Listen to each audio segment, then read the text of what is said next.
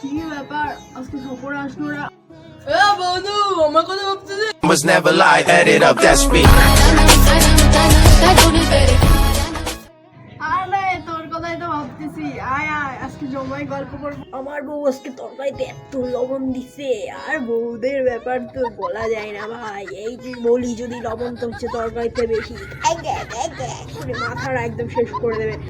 আরে তোর বউ তো শুধুমাত্র তরকারিতে লবণ কম দিছে, আমার বউ কালকে কোন মেয়ের বলে সোনার হাত দেখছে, আমার ওইটাই লাগে। 10,000 টাকা পাই এই যে কালুর কাছ থেকে, এখনো তো দিচ্ছে না আমাকে টাকাটা। আরে ভাই কবে থেকে বলে যাচ্ছি, এরপর বাড়াবাড়ি করবে, একদিন যাই ওর বাড়িতে।